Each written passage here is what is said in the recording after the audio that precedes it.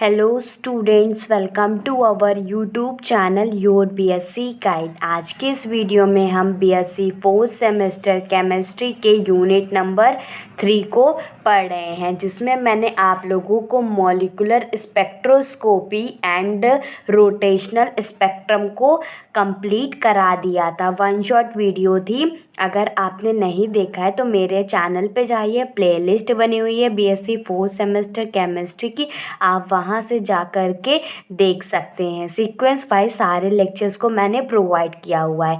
आज की वीडियो का टॉपिक है वाइब्रेशनल स्पेक्ट्रम। ये भी एक वन शॉट वीडियो रहने वाली है। इसमें भी जितने सब टॉपिक्स है सब कुछ कवर करेंगे। एक बार मैं आप लोगों को दिखा देती हूँ। ये देखिए, इसके पहले मैंने मॉलिक्यूलर स्पेक्ट्रोस्कोपी यूनिट नंबर 3 में पूरा कंप्लीट करा दिया है। रोटेशनल स्पेक्ट्रम वन शॉट करके कंप्लीट करा दिया है।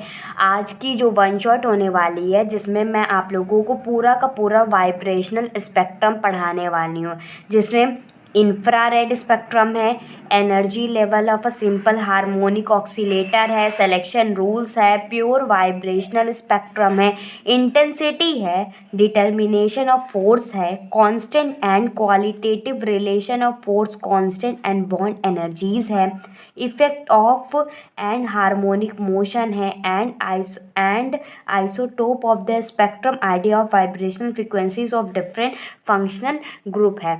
तो ये सारे टॉपिक्स को हम लोग कवर करेंगे। और मैं आप लोगों को बता दूं कि मेरे चैनल पे आप लोगों को सारा कंटेंट फ्री ऑफ कॉस्ट मिलेगा। सारे यूनिट की detail lecture, most important question answer, syllabus, most important unit chapter topic, सब कुछ आप लोगों को अवेलेबल होगा, फ्री ऑफ कॉस्ट होगा।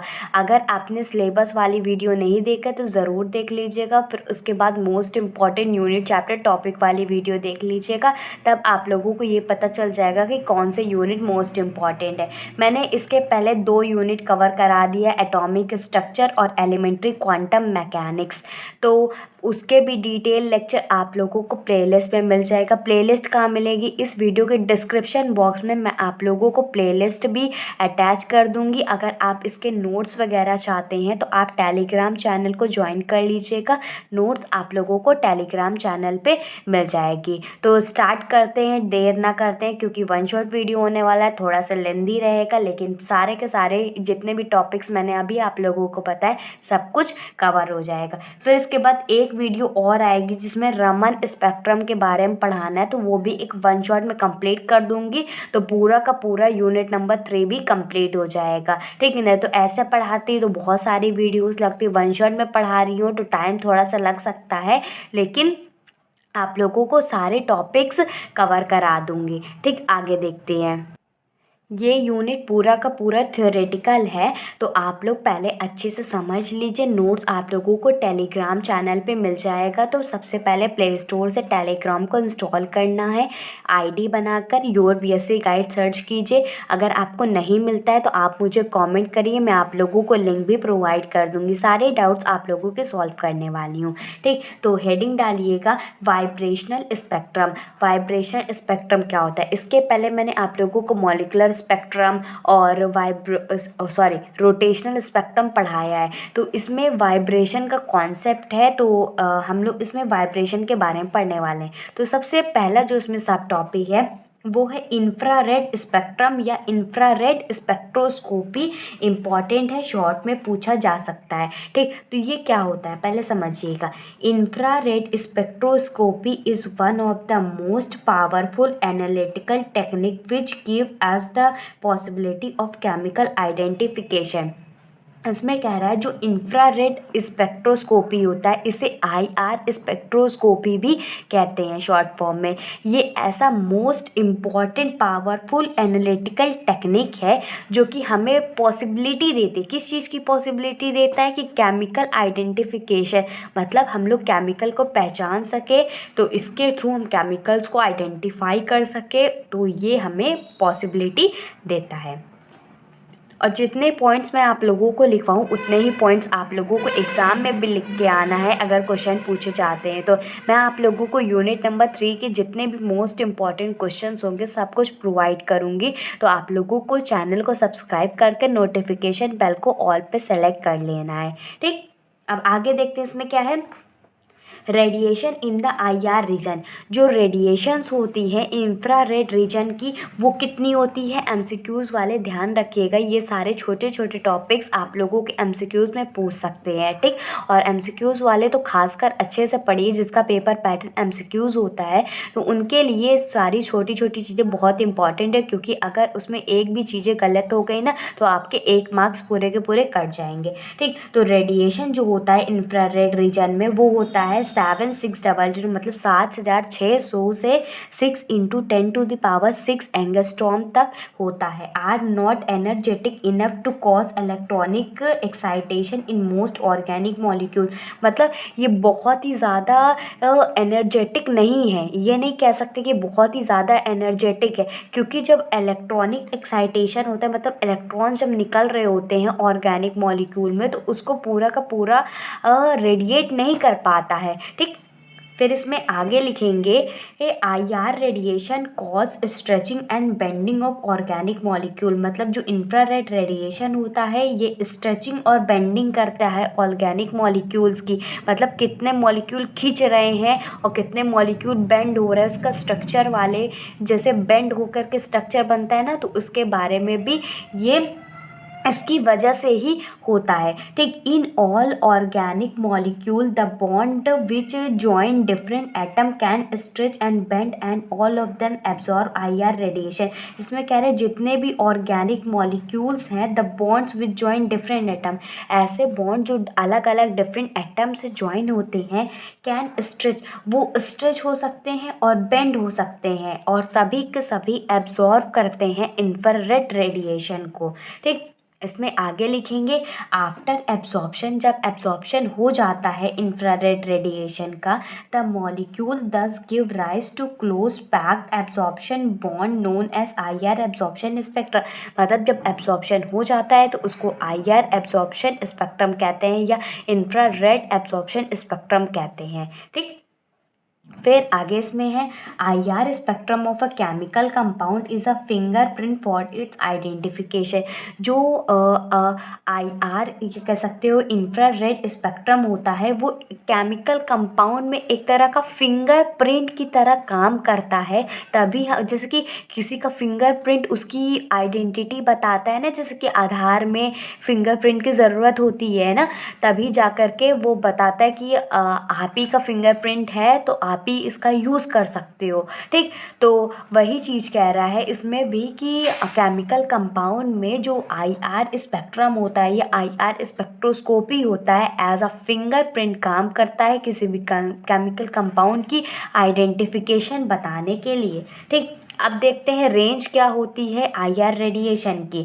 तो सिंपली आप लोगों को 2-3 पॉइंट्स लिखने हैं इसमें।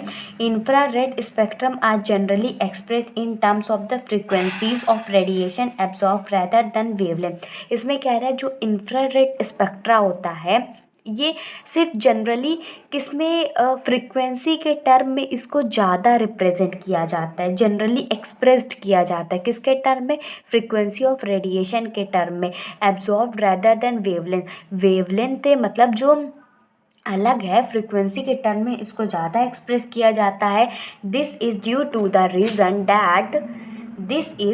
The reason that frequency is directly proportional to the energy of radiation, क्योंकि फ्रीक्वेंसी जो होती है वो डायरेक्टली प्रोपोर्शनल होती है एनर्जी ऑफ रेडिएशन से। And the most common unit used in IR study is wave number, और बहुत ही ज़्यादा कॉमन यूज़ होने वाली यूनिट जो है वो है वेव नंबर, जिसे म्यू बार से रिप्रेजेंट करते हैं और इसकी यूनिट सेंटीमीटर इनवर्स होती है। अब इसमें आगे देखते हैं। और जो वेव नंबर होता है उसका फॉर्मूला होता है 10⁴ लैम्डा सेंटीमीटर इनवर्स। इसको इस तरीके से भी लिखा जाता है, wave number is equal to mu upon lambda भी लिखा जाता है। म्यू क्या होता है, माइक्रोन होता है, और 1 माइक्रोन की वैल्यू होती है 10⁻⁻⁴ सेंटीमीटर। ठीक, अब इसमें आगे लिखेंगे IR spectroscopy can be divided into 3 region. मतलब जो इंफ्रारेड स्पेक्ट्रोस्कोपी है इसको 3 रीजन्स में डिवाइड किया गया है। सबसे पहले नियर IR रीजन, मतलब जो पास इंफ्रारेड रीजन होता है वो कहाँ से कहाँ तक होता है, 0.8 माइक्रोन टू 2.5 माइक्रोन तक होता है। और नेक्स्ट है ऑर्डिनरी IR रीजन, इसकी रेंज होती है 2.5 माइक्रोन से 15 माइक्रोन तक होती है। Normally organic molecule spectrum orbit, मतलब जो नियर IR रीजन है इसकी रेंजेस MCQs में पूछ सकता है, ठीक। और जो ऑर्डिनरी IR रीजन है इसकी रेंजेस इतनी होती है, लेकिन ये जो ऑर्डिनरी IR रीजन होता है इसमें जो नॉर्मली ऑर्गेनिक मॉलिक्यूल्स होते हैं इसके जो स्पेक्ट्रम्स होते हैं वो हमें देखने को इसमें मिलते हैं, ठीक। इसमें है फॉर मत लिखिएगा, ठीक। नियर था, ऑर्डिनरी था, ये फार है, ठीक। फार IR रीजन ये कहाँ से कहाँ तक होता है, 15 माइक्रोन से 200 माइक्रोन तक होता है। देखिए सब छोटे से बड़ा जा रहा है, नियर वाला 0.8 से 2.5 जा रहा है, और ऑर्डिनरी वाला यही 2.5 से 15 जा रहा है, और ये 15 से स्टार्ट होकर के 200 तक जा रहा है, ठीक। अब जो आप लोगों के लॉन्ग में क्वेश्चन बनते हैं वो यहाँ से भी बन सकते हैं कि what are the necessary condition for IR spectrum. तो आप लोगों को कुछ पॉइंट्स आप लोगों को लिखने हैं जो आप लोगों को अच्छे से अच्छे मार्क्स दिलाएंगे। मैं आप लोगों को समझा देती हूँ, आप लोगों को पहले समझना है फिर उसके बाद नोट डाउन करना है, ठीक। तो इसमें पहला पॉइंट समझिएगा, the frequency of the electromagnetic radiation we are putting should be equal to the vibrational frequency of the molecule. इसमें कह रहे हैं कि जो फ्रीक्वेंसी होती है इलेक्ट्रोमैग्नेटिक रेडिएशन की, we are putting should be equal to the, जो हम उसमें पुट करते हैं तो वो किसके इक्वल होती है, वो वाइब्रेशनल फ्रीक्वेंसी की इक्वल होती है उसी मॉलिक्यूल के। तो हम ये कह सकते हैं जो IR एक्टिव कंपाउंड होगा वो हम मतलब जो mu radiation is equal to mu molecule, मतलब जो फ्रीक्वेंसी होगी रेडिएशन की वो इक्वल होगी फ्रीक्वेंसी ऑफ द मॉलिक्यूल की। सिंपली IR रीजन में हम इसको कह सकते हैं। फिर उसके बाद आगे इसमें लिखेंगे ड्यूरिंग वाइब्रेशन, जब ये वाइब्रेशन अकर होता है द डायपोल्स ऑफ मॉलिक्यूल, जो मॉलिक्यूल्स के डायपोल्स होते हैं are rotate, then during the rotation of a dipole it create a frequency, ठीक। in this frequency is equal to the frequency of EMR, then only molecule will absorb this frequency। इसमें कह रहा है during vibration, vibration के time पे the dipole of molecule are rotate, then during the rotation of dipoles it create a frequency, ठीक। वो frequency create करता है, इस फ्रीक्वेंसी में ये इक्वल होती है फ्रीक्वेंसी ऑफ द EMR के इलेक्ट्रोमैग्नेटिक रेडिएशन की फ्रीक्वेंसी इक्वल होती है देन ओनली मॉलिक्यूल के साथ ही, क्योंकि वो एब्जॉर्व करती है ऐसी फ्रीक्वेंसी को, ठीक। तो ये कंडीशन बहुत ही ज़्यादा नेसेसरी है, ठीक। और दूसरी कौन सी कंडीशन है, दूसरी कंडीशन है डायपोल मोमेंट के बारे में। Dipole moment should change during vibration, vibration के टाइम पे जो डायपोल मोमेंट होता है वो चेंज होता है। Change in dipole moment can occur in 2 ways, ये 2 वेज में होता है, इधर चेंज इन मैग्नीट्यूड और चेंज इन इट डायरेक्शन, या तो उसके मैग्नीट्यूड में चेंज होगा या तो फिर उसकी डायरेक्शन में चेंज होगा। Change in dipole moment will occur when there will be permanent dipole moment in the molecule. इसमें कह रहा है जो चेंज होता है डायपोल मोमेंट में तब होता है जब परमानेंट डायपोल मोमेंट किसी भी मॉलिक्यूल का बनता है, ठीक। फिर उसमें कह रहा है all homodiatomic molecule are inactive because they do not have dipole moment.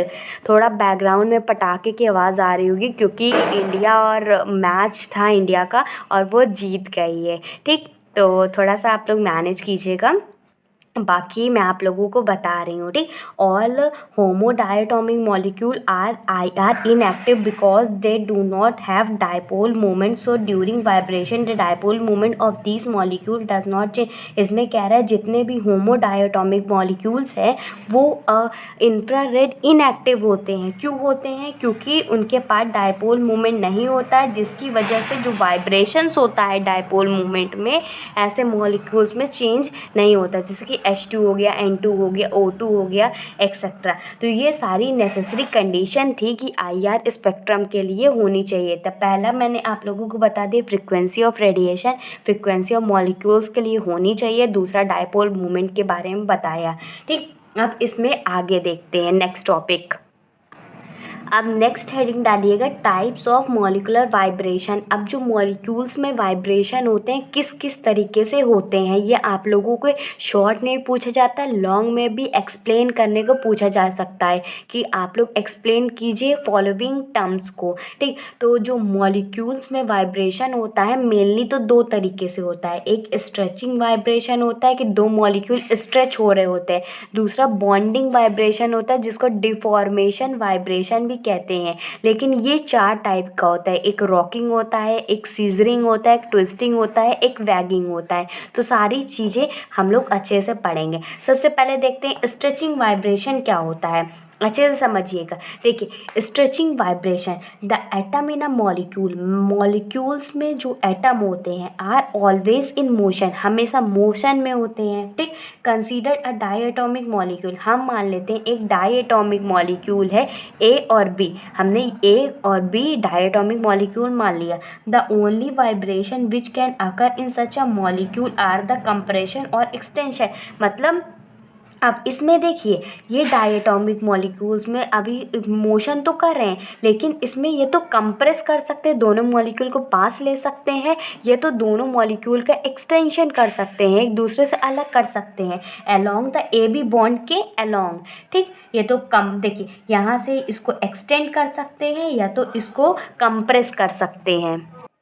फिर इसमें आगे है this type of vibrational movement is refer to as a bond stretching. In this vibration the distance between two atom increases और decrease. इसमें कह रहा है जो इस टाइप का वाइब्रेशनल मूवमेंट होता है इसको बॉन्ड स्ट्रेचिंग कहते हैं। ठीक, अगर आपको कहीं बॉन्ड स्ट्रेचिंग दिया गया हो तब भी आप लोग स्ट्रेचिंग वाइब्रेशन के बारे में ही लिख करके आएंगे। ठीक, और इसमें जो डिस्टेंस होता है दो एटम का या तो इंक्रीज हो रहा होता है या तो डिक्रीज हो रहा होगा। होप आप लोगों को ये स्ट्रेचिंग वाइब्रेशन समझ में आ गया होगा। नहीं समझ में आया आप वीडियो को रिपीट करके देखिए, 2 बार देखिए, लेकिन ये काफ़ी ज़्यादा इम्पॉर्टेंट है तो इसको समझना आप लोगों के लिए भी इम्पॉर्टेंट है। ठीक, अब इसमें आगे नेक्स्ट देखते हैं when the stretching and compression occur in a symmetrical fashion. अगर ये स्ट्रेचिंग मतलब जो खींचने वाला है एक्सटेंशन या कंप्रेशन साथ में हो रहा होगा, सिमेट्रिकल फैशन में हो रहा होगा, तो इसको सिमेट्रिक स्ट्रेचिंग कहते हैं। ठीक, but when one bonding is compressing while other is stretching. देखिए अगर दोनों स्ट्रेच हो रहा होगा ये दोनों कॉम्प्रेस हो रहा होगा तो इसको सिमेट्रिकल स्ट्रेचिंग करेंगे। अगर एक हमारा कॉम्प्रेस हो रहा होगा और दूसरा स्ट्रेच हो रहा होगा तो उसको एसिमेट्रिक स्ट्रेचिंग कह रहे होंगे। ठीक, देखिए कैसे, देखिए अब यहाँ पर देखिए दोनों के दोनों क्या हो रहे हैं, एक्सटेंशन हो रहा है, स्ट्रेचिंग हो रही है, तो ये क्या है, सिमेट्रिकल स्ट्रेचिंग है। अब इसमें देखिए एक स्ट्रेचिंग हो रही है एक कंप्रेशन हो रहा है, तो ये हमारा एसिमेट्रिकल स्ट्रेचिंग होगा। अब इसमें आगे देखते हैं, आगे है बॉन्डिंग वाइब्रेशन या डिफॉर्मेशन वाइब्रेशन क्या होता है। इन बेंडिंग, बॉन्डिंग नहीं था शायद बेंडिंग था यहाँ पर। ठीक, in bending vibration atom move in and out of the bond axis plane. कह रहा है बेंडिंग वाइब्रेशन में जो एटम्स होते हैं मूव इन एंड आउट, मतलब जो एटम्स होते हैं इन भी हो रहे होंगे आउट हो रहे होंगे बॉन्ड एक्सिस प्लेन के अलॉन्ग। मतलब जो बॉन्ड बन रहा है उस पर जो एक्सिस के अलॉन्ग जो वाइब्रेट कर रहे थे तो उसी के अलोंग जो एटम्स होंगे वो तो ये तो इन हो रहे होंगे ये तो आउट हो रहे होंगे, तो ये हमारा बेंडिंग वाइब्रेशन में आता है। सो these vibration involve change in bond angle. इसमें क्या होता है, बॉन्ड एंगल का चेंज होता है और a movement of a group of atom with respect to the rest of the molecule without movement of the atom in the group with respect to one another. इसमें क्या रहा होगा, so these vibration involve change in bond angle and movement of a group of atom. मतलब bond angle का या तो change हो रहा होगा या तो फिर जो हमारे ग्रुप ऑफ एटम है उसका चेंज हो रहा होगा, मतलब उसमें जो मूवमेंट हो रहा होगा किसके रिस्पेक्ट में, रेस्ट ऑफ द मॉलिक्यूल, वो और अदर दूसरे मॉलिक्यूल के रिस्पेक्ट में विदाउट मूवमेंट, जो कि मूव नहीं कर रहा है एटम का, ठीक, with respect to the one another. मतलब एक जो है हमारा मूव कर रहा है और दूसरा हमारा रेस्ट पोजिशन पे है, उसके मॉलिक्यूल्स मूव नहीं कर रहा होगा, तो ऐसे टाइम पे जो उसमें चेंजेस वगैरह हो रहे होंगे, बॉन्ड एंगल में चेंजेस हो रहे हैं। फिर उसमें बात कह रहा है therefore the bending mode of vibration involve oscillation of atom perpendicular to its chemical bond. इसमें कह रहा है जो बेंडिंग मोड ऑफ वाइब्रेशन में ऑक्सीलेशंस होते हैं और ये हमेशा केमिकल बॉन्ड के परपेंडिकुलर होता है, और ये हमारा 4 टाइप्स का होता है जो कि मैंने अभी आप लोगों को बताया। पहला मैं आप लोगों को बताती हूँ क्या होता है, रॉकिंग होता है। In this mode of vibration, इस वाइब्रेशन के मोड में the 2 atom joining a central atom, मतलब जो 2 एटम होता है, एक ये एटम है, ये एक एटम है, ये सेंटर एटम से ज्वाइन होता है, move back and forth in the plane.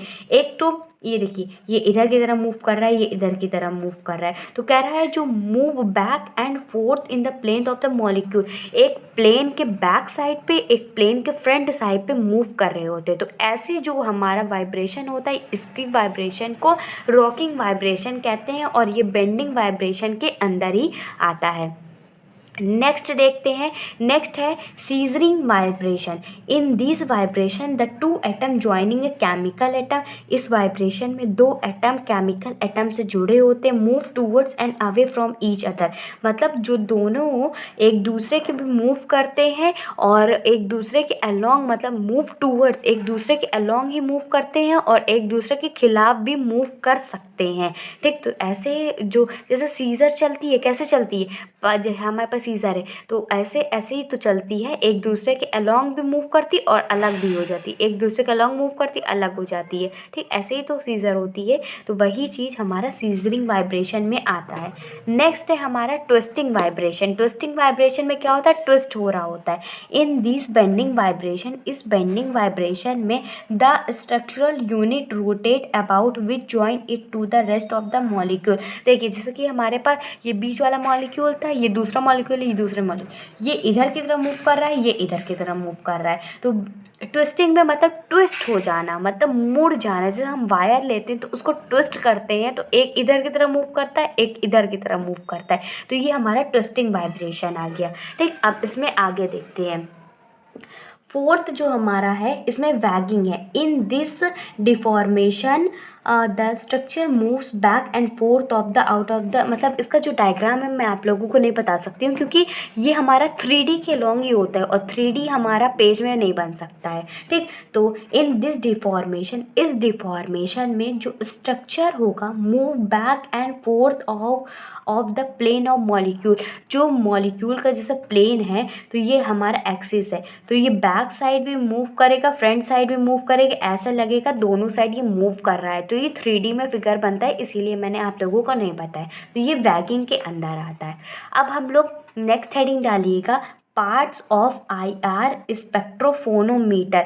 मैं थोड़ा सा जल्दी लेकर के चलूँगी क्योंकि ये जो पूरा का पूरा जितने भी सब टॉपिक्स हैं बहुत ही ज़्यादा हैं इसमें, तो आप लोगों का टाइम वेस्ट ना हो, आप लोग ज़्यादा से ज़्यादा पढ़ सके, इसीलिए मैं थोड़ा सा जल्दी लेकर के चलूँगी। लेकिन आप लोगों को समझ में आएगा, ऐसा बिल्कुल भी नहीं है कि आप लोगों को समझ में नहीं आने वाला है, ठीक।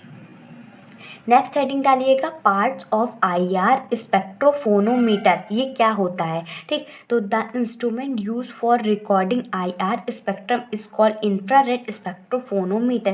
कैसा है, ऐसा इंस्ट्रूमेंट जो कि रिकॉर्ड करता है, क्या रिकॉर्ड करता है, इंफ्रारेड स्पेक्ट्रा को, ठीक। तो उसको इंफ्रारेड स्पेक्ट्रोफोनोमीटर कहते हैं। Most of the instrument have a range of 2 mu two 15 mu, जिसे 1500 से 667 सेंटीमीटर इनवर्स में इसको नापा जाता है। The general part of spectrophotometer are mention below. इसके जनरल पार्ट्स को इसमें मेंशन किए गए हैं और ये आप लोगों से शॉर्ट में भी पूछ सकता है, ठीक।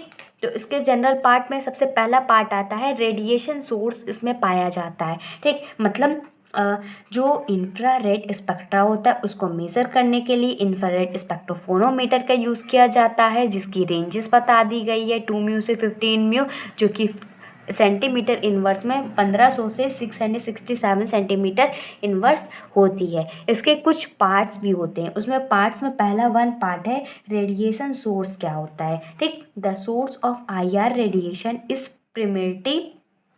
primarily and incandescent solid material incandescent, ठीक, incandescent solid material which follow the characteristics of black body। इसमें कह रहा है जो IR रेडिएशन होता है उसका जो सोर्स होता है, सॉलिड मटेरियल्स जो आ रहा होता है, तो मतलब एक सोर्स से ही हमारा निकलता है, लाइट रेज निकलती है which follow the characteristics of black body, जो कि ब्लैक बॉडी जो कि मैंने आप लोगों को यूनिट नंबर 2 में पढ़ाया हुआ है, तो उसके कैरेक्टरिस्टिक्स से मिलता है। फिर इसमें कह रहा है द टंगस्टन फिलामेंट लैम्प होता है, इसमें is the usual source of near IR region. ठीक, फिर इसमें नेक्स्ट पॉइंट लिखेंगे the more recent source is the investment of the KH ऑप्रेहमन, it provides IR radiation energy from इतनी 25 म्यू टू 25, जो कि हमारा 4000 से 400 सेंटीमीटर इन्वर्स होता है। मतलब कह रहे हैं इसकी जो रीसेंट सोर्स होता है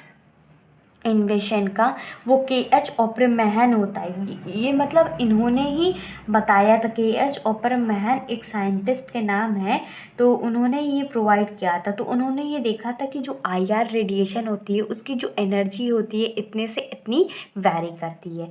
फिर इसमें नेक्स्ट जो पार्ट आता है वो इंफ्रारेड मोनोक्रोमेटर आता है। ये क्या होता है, prism and grating are generally use as a monochromator. जो प्रिज्म हमने देखा था, प्रिज्म जो इस तरीके से त्रिभुज होता है, ग्रेटिंग जो होता है ये मोनोक्रोमेटर की तरह एक्ट करता है। ठीक, मतलब यूज़ किया जाता है ऐसा। अ combination of prism and grating is also use for this purpose.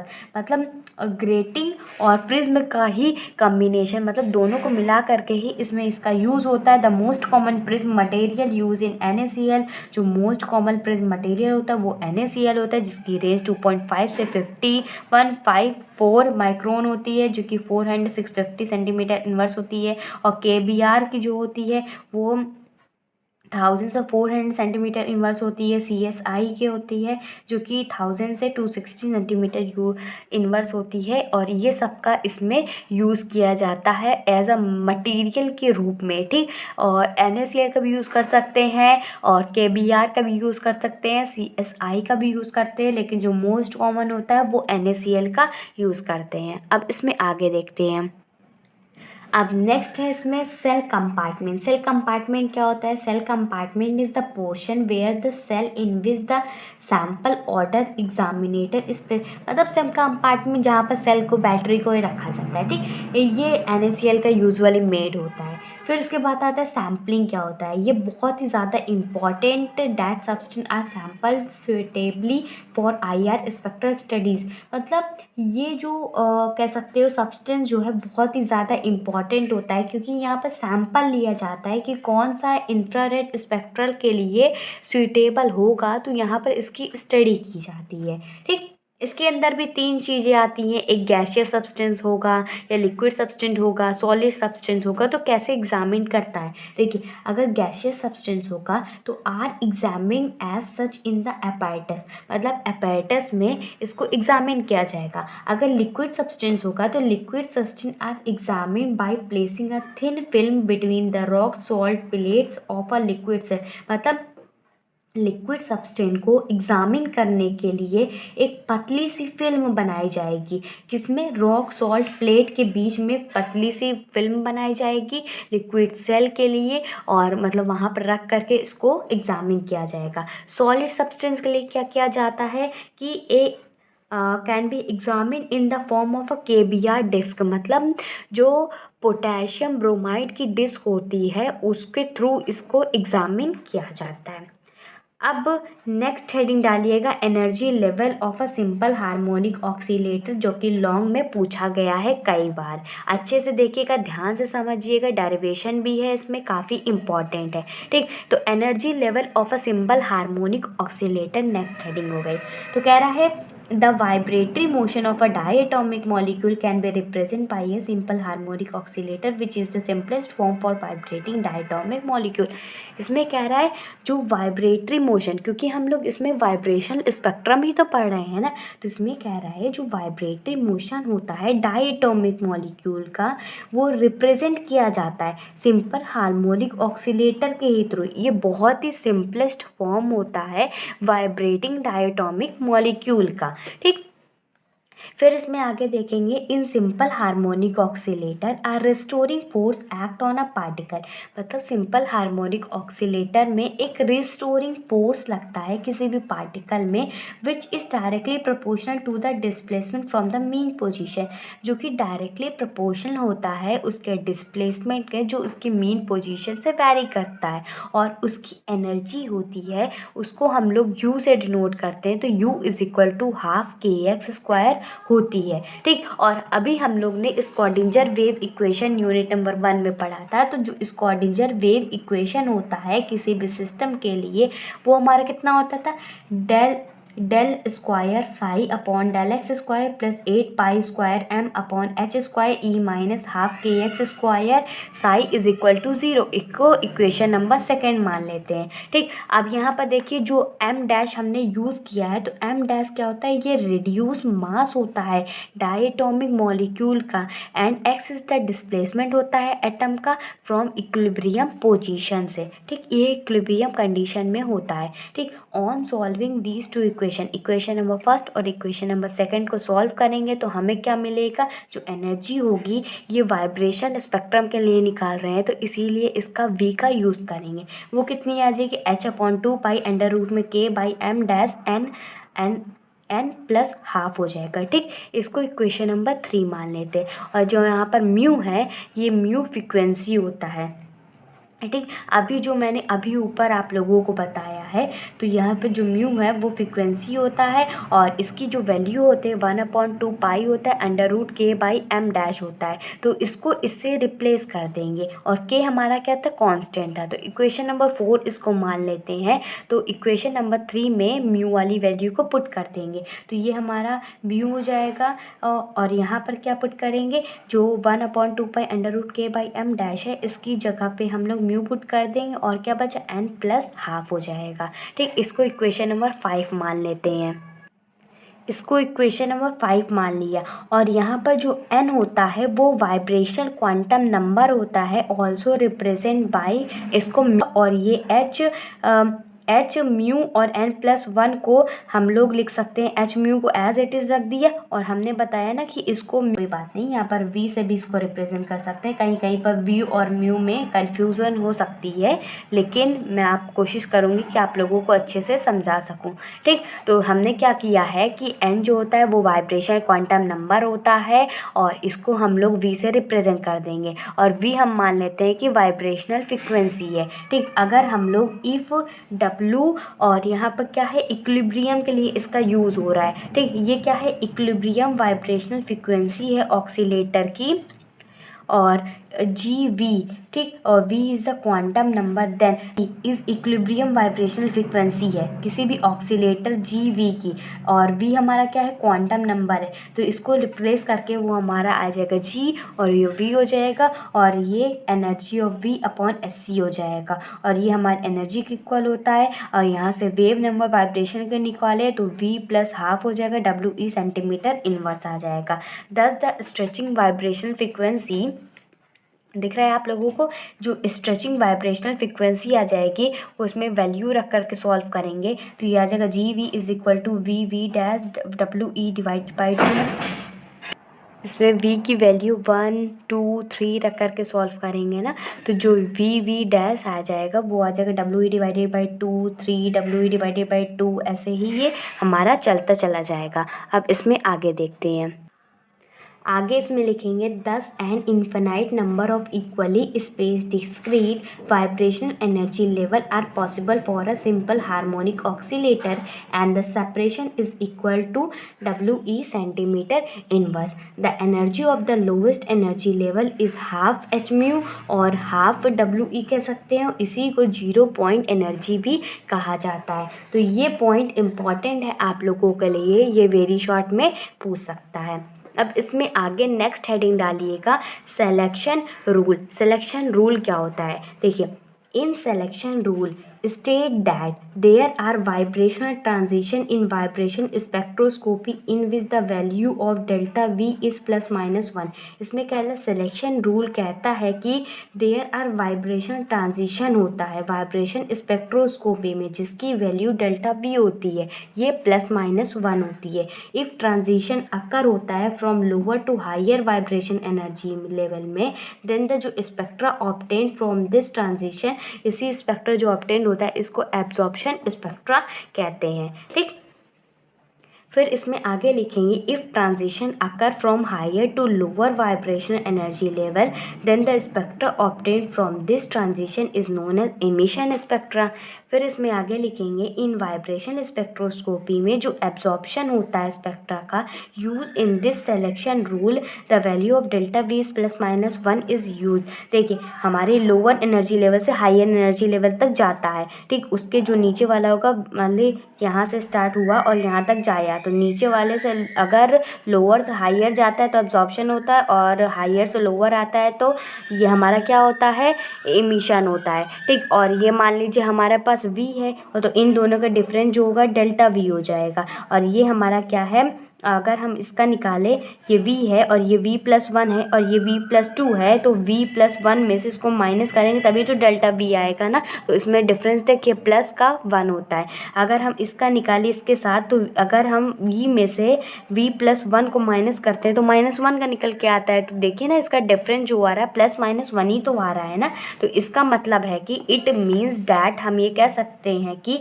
Absorption spectrum the value of the delta V is plus 1, लेकिन हम लोग इसमें पॉजिटिव साइड ही लेंगे। सिमिलरली इन इमिशन स्पेक्ट्रम के लिए जो डेल्टा V की वैल्यू होती है वो माइनस 1 होता है। एब्जॉर्प्शन के लिए प्लस 1 होती है, इमिशन के लिए माइनस 1 होती है। ठीक, इसमें आगे देखते हैं। इसमें आगे लिखेंगे अकॉर्डिंग टू सिलेक्शन रूल कहता है कि only those transition will be allowed in which the value of delta V is plus minus 1। सिर्फ वही ट्रांजिशन अलाउ होगा जिसकी जो डेल्टा V की वैल्यू है वो प्लस माइनस 1 होगी। There will be a forbidden transition from V to V plus 2 energy level because in this transition the value of delta V will be 2। इसमें कह रहा है जो फॉरबिडन ट्रांजिशन होगा V से V प्लस 2 में energy level में, क्योंकि इस ट्रांजिशन में क्या होता है जो डेल्टा V की वैल्यू होती है वो 2 आ जाती है। लेकिन ऐसा इसमें मतलब जो फॉरबिडन होगा इसमें, और बाकी सब वाला ये वाला करेक्ट हो जाएगा। ठीक, इसमें आगे और भी कुछ टॉपिक्स है जिसको मैं आप लोगों को बुक से पढ़ा दूँगी, क्योंकि वही सारा कॉन्सेप्ट छोटा छोटा है और मैं आप लोगों को बुक से पढ़ा दूँगी तो बहुत ही ज़्यादा ईजी हो जाएगा। ठीक, अब नेक्स्ट देखते हैं। अब नेक्स्ट हेडिंग डालिएगा प्योर वाइब्रेशनल स्पेक्ट्रम क्या होता है। Pure vibration spectrum can be obtain in pure liquid where interaction between molecules shows rotation. इसमें क्या रहा है, जो प्योर वाइब्रेशन स्पेक्ट्रम होता है ये सिर्फ प्योर लिक्विड में होता है जब इंटरेक्शन मॉलिक्यूल्स में, मतलब जब मॉलिक्यूल्स इंटरेक्ट कर रहे होते हैं तो उसमें रोटेशन दिखाता है। ठीक, vibration spectrum are always absorption spectrum whose frequency would be. जो वाइब्रेशन स्पेक्ट्रा होता है ये एब्जॉर्प्शन स्पेक्ट्रम होता है जिसकी जो फ्रिक्वेंसी होती है वी से हम लोग इसको डिनोट कर रहे थे, मतलब वी से वी के ऊपर बार लगा के इसको डिनोट कर रहे थे। जब हमारा वी से वी प्लस 1 में जाएगा तो ये हमारे फ्रिक्वेंसी जो हो जाएगी ओमेगा ई आ जाएगी। ठीक, intense band is found in IR region due to SHM of the diatomic molecule along the internuclear axis which indicate the pure vibration spectrum को ये हमारा बताता है। ठीक, कह रहा है जो इंटेंस बैंड होता है जो कि हमारा इंफ्रारेड रीजन में पाया जाता है एसएचएम की वजह, सिंपल हार्मोनिक मोशन की वजह से, जो कि डायटोमिक मॉलिक्यूल में होता है। तो ये न्यूक्लियस के अंदर ही जो है वो हमारा इंडिकेट करता है, क्या इंडिकेट करता है, प्योर वाइब्रेशन स्पेक्ट्रम को। मैं जानती हूँ आप लोगों को थोड़ा सा कॉम्प्लेक्स लग रहा होगा क्योंकि ये लैंग्वेज ही कॉम्प्लेक्स है। मैं कितना भी ईजी समझाने की कोशिश करूँ ये इतना ही रहेगा। ठीक, आप समझने की कोशिश कीजिए। नहीं आता है तो मतलब आप लोग कोशिश कीजिए कि इतना तो आप लोग पढ़ ही ले कि ताकि एग्ज़ाम में आ जाए तो आप लोग लिख सकें। ठीक, बाकी इसका कोई बहुत डीपली मीनिंग नहीं है रियल लाइफ में। ठीक, in general we conclude that molecular vibration which we will lead to change in the dipole moment will give rise to the absorption band in the vibration spectrum in ion region. The IR inactive molecule जैसे कि HBr हो गया, HF हो गया, CO हो गया, HCl हो गया, give rise to an oscillating dipole moment which provide absorption band और IR spectrum। ठीक, अब इसमें नेक्स्ट हेडिंग डाल दिए इंटेंसिटी ऑफ स्पेक्ट्रम। ठीक, नेक्स्ट हेडिंग पड़ेगी इंटेंसिटी ऑफ स्पेक्ट्रम। इसमें हम लोग जो स्पेक्ट्रम है उसकी इंटेंसिटी के बारे में देखेंगे। तो इसमें कह रहा है जो इंटेंसिटी होगी स्पेक्ट्रम की depend on the following factor, कुछ फैक्टर्स के ऊपर डिपेंड करेगा। पहला फैक्टर क्या है, the intensity of vibrational band depend upon the rate of vibration of the constituting atom of the molecules. अभी जो मैंने आप लोगों को condition necessary for IR spectrum बताया ना, तो वही सेम चीज़ इंटेंसिटी वाले में भी है कि जो इंटेंसिटी होती है वाइब्रेशन बैंड की वो डिपेंड करती है रेट ऑफ वाइब्रेशन का constituting atom of the molecule. ठीक, और नेक्स्ट पॉइंट है इसमें कि जो इंटेंसिटी है वो डिपेंड करती है transition probability where the transition is allowed और फॉरबिडन, कि वहाँ पर जो ट्रांजिशन है वो अलाउ कर रहा है या फॉरबिडन एनर्जी गैप हमें देखने को मिल रही है। अब इसमें आगे देखते हैं। अब आगे है इसमें intensity depend upon the population in the allowed energy level as V is equal to 0 is more populated than higher energy level. Thus we conclude that for the higher intensity of the spectrum the rate of the vibration of atom should be high, transition probability should be allowed and the population of molecule in the energy level is high। जो कि मैंने आप लोगों को necessary वाले में बताया हुआ वही सारी चीज़ें हैं। ठीक, अब इसके बाद नेक्स्ट हेडिंग डालिएगा फोर्स कांस्टेंट। फोर्स कांस्टेंट क्या होता है इसको शॉर्ट में पूछ सकता है, तो आप लोग इसको भी पढ़ लीजिएगा।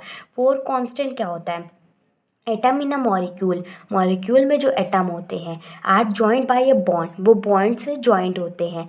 दे vibrate constant about in mean position, मतलब वो अपने मीन पोजीशन के अलोंग ही वाइब्रेट करते रहते हैं, जैसे कि सिंपल हार्मोनिक मोशन होता है किसी भी पार्टिकल का attach to a spring such as so Hooke's law can be applied on the vibration of atom in a molecule। hence जो फोर्स होता है वो हमारा डायरेक्टली प्रोपोर्शनल होता है x के। ठीक, और जब हम प्रोपोर्शनलिटी का साइन हटाते हैं तो कांस्टेंट आता है, लेकिन ये नेगेटिव होता है। नेगेटिव क्यों होता है, एफ के क्या है हमारा कांस्टेंट है। कैसा कांस्टेंट है, फोर्स कांस्टेंट है। ठीक, और नेगेटिव साइन क्या इंडिकेट करता है, that the force restoring force.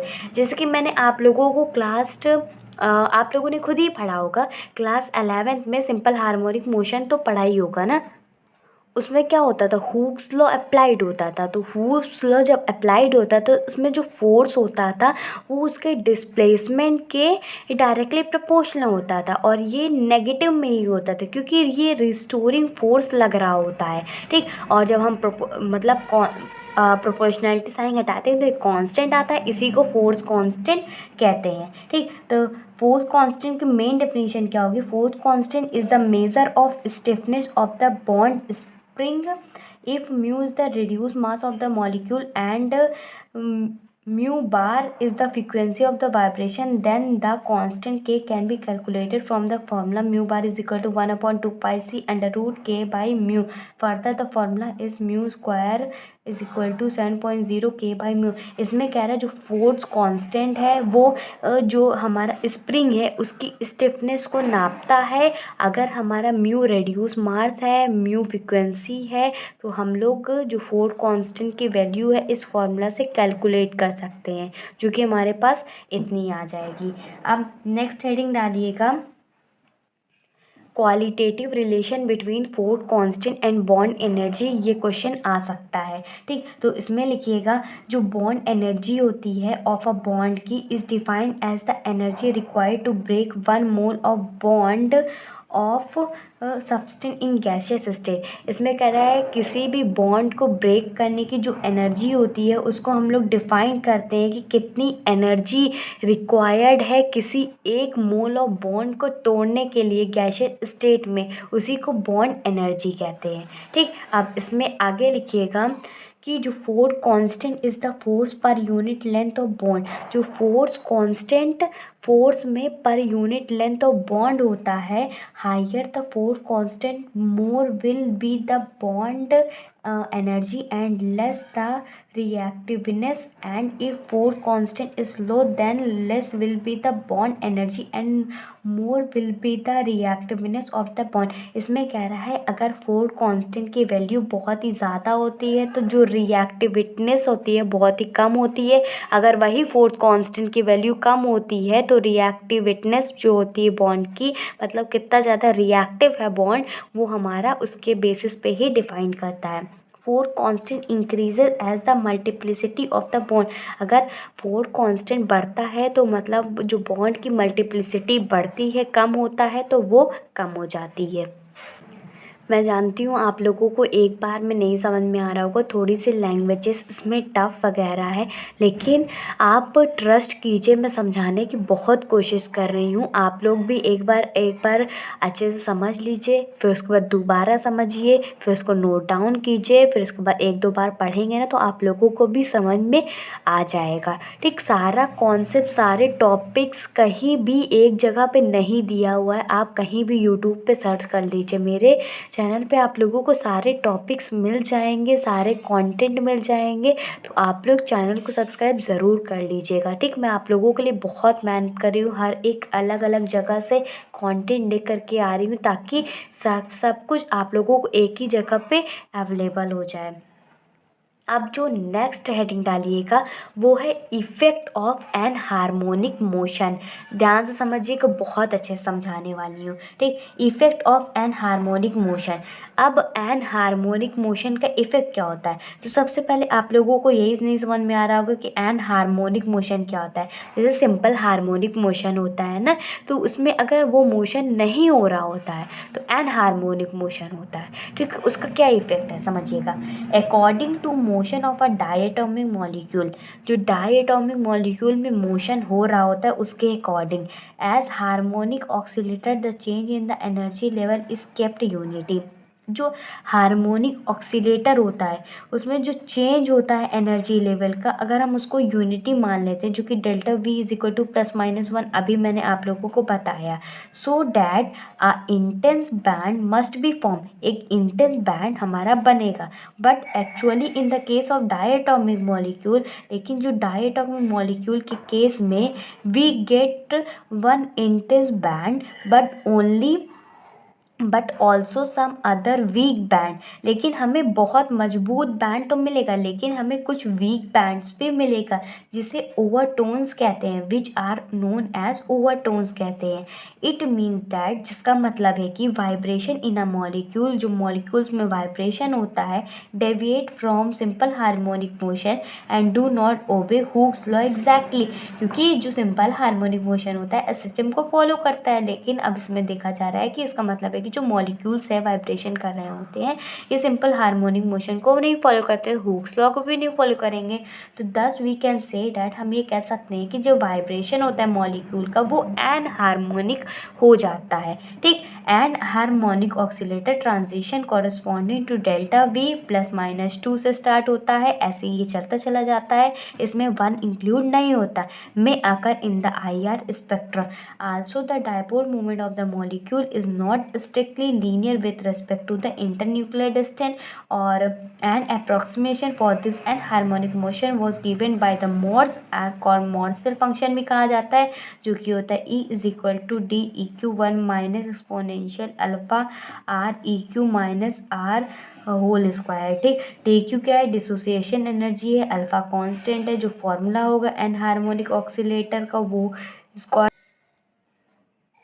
ठीक, तो इसमें कह रहा है the formula for anharmonic oscillator is obtain by solving equation, जो कि W = OSCI = WE1 - XeV + ½ centimetre inverse हो जाएगा। और WE क्या है? ऑक्सीलेटर फ्रिक्वेंसी है। XE क्या है? एन हार्मोसिटी कांस्टेंट है। अब इसमें लास्ट टॉपिक आता है आइसोटोप ऑन IR स्पेक्ट्रम, उसको भी देख लेते हैं, फिर नेक्स्ट रमन स्पेक्ट्रम स्टार्ट करेंगे। Effect of isotope on IR spectrum, इसमें छोटा सा कॉन्सेप्ट है, समझ लेते हैं। क्या कह रहा है? The molecule formed with different isotopes of an element have different reduced mass but force constant remains same when one form of isotope is exchanged by another. The equilibrium vibration frequency of the two form will differ and shift with respect to the frequency of the previous form. The frequency difference of the two centers of the two isotopic band is called isotopic shift. Hence the isotopic exchange changes the frequency of the origin or center of the band। इसको अच्छे समझिए। कह रहा है the molecules formed with different isotope, मतलब ऐसे molecule जो कि अलग अलग आइसोटोप्स बनाते हैं। Of an element have different reduce mass, उनके अलग अलग रिड्यूस मास होंगे but force constant remain same, लेकिन उनका जो फोर्स कांस्टेंट होगा वो सेम होगा। When one form of isotope is exchange by another, अगर एक फॉर्म आइसोटोप का एक दूसरे से एक्सचेंज हो जाता है तो जो इक्विलिब्रियम वाइब्रेशन फ्रिक्वेंसी होती है उस आइसोटोप की वो अलग अलग शिफ्ट बनाता है। किसके अलॉन्ग? फ्रिक्वेंसी के अलॉन्ग, जो कि हमारे प्रीवियस फॉर्म में बन रही होती है। जो फ्रिक्वेंसी होगी अलग अलग सेंटर की, अलग अलग आइसोटोप्स की, उसको आइसोट्रॉपिक शिफ्ट कहते हैं। इसी आइसोटॉपिक का जो एक्सचेंज होता है फ्रीक्वेंसी के अलॉन्ग ओरिजिन और सेंटर ऑफ बैंड में होता है। तो ये हमारा पूरा का पूरा क्या कंप्लीट हो गया है? वाइब्रेशनल स्पेक्ट्रम कंप्लीट हो गया है। अब जो इसकी नेक्स्ट वीडियो होगी उसमें मैं आप लोगों को रमन स्पेक्ट्रम के बारे में बताऊंगी। एक बार दिखा देती हूँ क्या क्या टॉपिक्स पढ़ने वाले हैं उसमें। नेक्स्ट वीडियो रमन स्पेक्ट्रम का वन शॉट होने वाली है। इसमें हम लोग concept of polarizability, pure rotational and pure vibration, Raman spectrum, diatomic molecule selection rule, electronic spectrum, concept of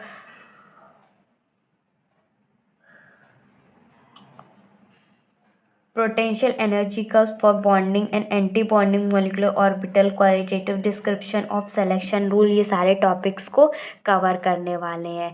तो अब मिलते हैं अपनी अगली वीडियो में। अगली वीडियो में मैं आप लोगों को यही सारी चीज़ें पढ़ाऊँगी। अगर आपने इसके पहले की और भी वीडियोस नहीं देखा है तो ज़रूर देख लीजिएगा। फिर उसके बाद ये यूनिट कंप्लीट हो जाएगी। फिर उसके बाद मैं आप लोगों को नेक्स्ट यूनिट स्टार्ट करूँगी, UV विजिबल स्पेक्ट्रोस्कोपी, तो उसको भी आप लोग देख लीजिएगा। मेरे चैनल पे आप लोगों को सारा कंटेंट मिलेगा, फ्री ऑफ कॉस्ट मिलेगा। सारे यूनिट के डिटेल लेक्चर्स मिलेंगे, सारे टॉपिक्स भी मिलेंगे, सब एक ही जगह पे मिल जाएगा। इसीलिए मैंने आप लोगों के लिए ज़्यादा वीडियोस क्रिएट नहीं की है, इतनी ही वीडियोस क्रिएट की है। और सब्सक्राइब कर लीजिएगा चैनल को, बेल आइकन को ऑल पे सेलेक्ट कर लीजिएगा। शाम को 6 बजे और रात में 8 बजे आप लोगों को वीडियोस मिल जाएंगी। अगर 6 बजे नहीं मिलती है तो 8 बजे ज़रूर मिल जाएगी। और लाइक ज़्यादा कीजिएगा, क्योंकि अब मुझे पता चल सके कि आप लोगों को कितना मेरा पढ़ाया हुआ समझ में आता है कि नहीं आता है। और ज़्यादा से ज़्यादा बच्चों तक शेयर कीजिएगा ताकि और भी बच्चों तक पहुंच सके और वो भी अपनी स्टडी को बेहतरीन कर सके। Goodbye and stay safe.